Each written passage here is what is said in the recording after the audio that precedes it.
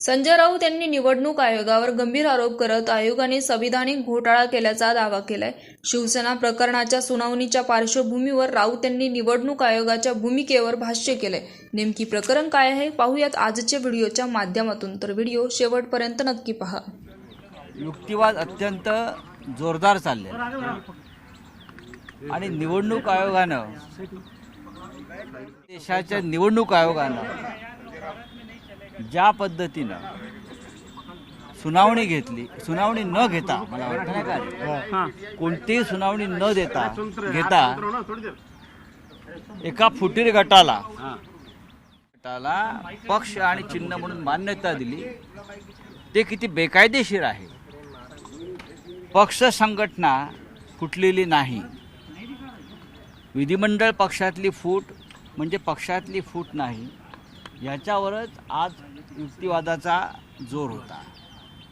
न्यायमूर्तींनी काही प्रश्न विचारले, काही त्यांच्या मनामध्ये काही भूमिका होत्या त्या त्यांनी, आणि त्याला कपिल सिब्बल यांनी शिवसेनेची, माननीय उद्धव ठाकरे साहेब ज्या पक्षाचे प्रमुख आहेत त्या शिवसेनेची भूमिका स्पष्ट केली।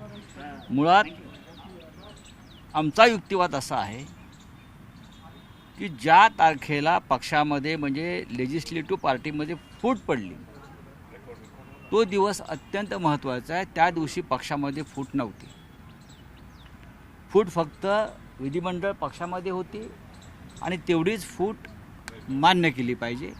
पक्ष तेव्हाही मजबूत होता। पुढे काय झालं, नंतर काय झालं, त्यापेक्षा जून 21 2022ला जी घटना घडली त्याच्या पुरतच चिन्ह आणि पक्ष याचा निकाल हा असायला पाहिजे। कपिल सिब्बलांकडनं स्ट्रक्चर जे सांगितलं गेलं, जे पक्षाच्या कोर्टानं समाधान मानल्याचं बघायला मिळालं। पक्षाचं स्ट्रक्चर हे डेमोक्रॅटिक पद्धतीनंच उभं केलेलं आहे। पक्षप्रमुख उद्धव ठाकरे आहेत, त्याच्यानंतर खाली 13 नेते आहेत, 32-33 उपनेते आहेत, राज्य संघटक आहेत, सचिव आहेत। हे पक्षाचं स्ट्रक्चर डेमोक्रॅटिक पद्धतीनं उभं केल्यावरती त्याची माहिती आम्ही घटनेनुसार आणि मार्गदर्शक तत्वानुसार निवडणूक आयोगाला कळवलेली आहे आणि निवडणूक आणि ज्या फॉर्मॅटमध्ये त्यांनी मागितली त्या फॉर्मॅटमध्ये आम्ही त्यांना दिली आणि त्या आमच्या कागदावरती निवडणूक आयोगाचा सही शिक्का आहे। आयोगाचा अधिकारच होत नाही की पक्षाचं चिन्ह आणि पक्ष जो आहे तो बरोबर आहे। तोच पावतीचा मुद्दा सिब्बलांनी उपस्थित केला, तोच महत्त्वाचा मुद्दा आहे। निवडणूक आयोगाला तो अधिकार नाही। अधिकाराच्या बाहेर जाऊन फुटीर गटाला अशा प्रकारे मान्यता देणं, मूळ पक्ष देणं आणि चिन्ह देणं हे पूर्णपणे बेकायदेशीर आणि घटनाबाह्य आहे। सर, ॲफिडेव्हिटचा मुद्दा आला, ज्या पद्धतीनं तुमच्या पक्षाकडनं ॲफिडेव्हिट दिले त्याचा आकडा कपिल सिब्बलांनी सांगितला 19 लाख। हां, सिब्बलांकडनं 4 लाख हे कशासाठी मागितले होते असाही तेव्हा निवडणूक आयोगानं मागितलं होतं, पण त्याचा आधार तर निवडणूक आयोगाने घेतला नव्हता। त्यांनी तो आधार घ्यायला पाहिजे होता। म्हणूनच निवडणूक आयोगामध्ये हा निर्णय देताना जो एक घटनात्मक घोटाळा त्याने केलेला आहे, संविधानिक घोटाळा म्हणतो। आतापर्यंत आर्थिक घोटाळे झाले, इतर घोटाळे झाले, पण निवडणूक आयोगानं घटनेचाच घोटाळा केला, संविधानात्मक घोटाळा केलेला आहे। अगोदर निवडणूक आयोगाने निष्कर्ष ठरवला आणि नंतर तर्क लिहिले। नाही, आधी त्यांनी निर्णय ठरवला होता, निर्णय काय द्यायचा तो, आणि मग फक्त ऐकण्याचं किंवा कागदपत्र मागवण्याचं नाटक केलं। निवडणूक आयोगावर पूर्णपणे राजकीय दबाव होता। तो दबाव कोणाचा होता हे सगळ्यांना माहिती आहे। सर, पुढची सुनावणी कधी होणार आहे? उद्या 2 वाजता। अदृश्य शक्तीचा दबाव होता का सर? समोरच्या वकिलांकडनं सांगितलं गेलं की आम्ही नाही येत उद्याच्याला, पण सिब्बलांनी सांगितलं की ही कायदेशीर केस अत्यंत महत्त्वाची पण आम्ही आहोत ना, आम्ही आमची बाजू मांडू ना। उद्या परत सिब्बल अदृश्य शक्तीचा दबाव होता का सर? अदृश्य शक्तीचा दबाव होता, अदृश्य शक्तीचा दबाव होता। नाही, अदृश्य शक्तीचा जरी दबाव असला तरी त्या अदृश्य शक्तीपेक्षा देशाचं संविधान मोठं आहे।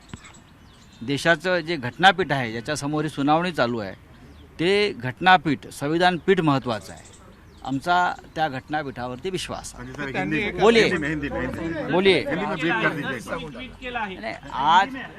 आज 4 दिन हो गए शिवसेना पार्टी के बारे में, सिंबल एंड पार्टी जो निर्णय चुनाव आयोग ने दिया था उसके खिलाफ हमने एक पिटीशन जो दायर की थी, ये बहुत ही गैर कानूनी तरीके से गैर संवैधानिक तरीके से हमारी पार्टी और सिंबल किसी और ऐरे गहरे को दिया है।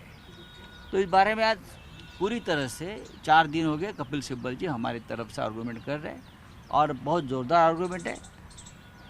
जो संविधान पीठ है जिसके प्रमुख हमारे चीफ जस्टिस ऑफ इंडिया है, कुछ बातें और कुछ इन्फॉर्मेशन जो मांगी है हमसे वो हमारे वकील साहब ने दी है। पण सर ज्या पद्धतीनं तुम्ही प्रतिक्रिया देताय तशी नरेश मस्केची प्रतिक्रिया आली, तेव्हा जेव्हा आमचे वकील बोलतील तेव्हा तुमचे सगळे पुरावे आणि दावे आम्ही खोडून काढू. ठीक आहे लहान मुलं आहेत. तुम्ही जो आरोप आता जसं आपल्याला एक बाल नरेंद्र आहेत ना, तसे काय त्याच्यापेक्षा छोटे नरेंद्र आलेले आहेत राजकारणामध्ये. सकाळी तुम्ही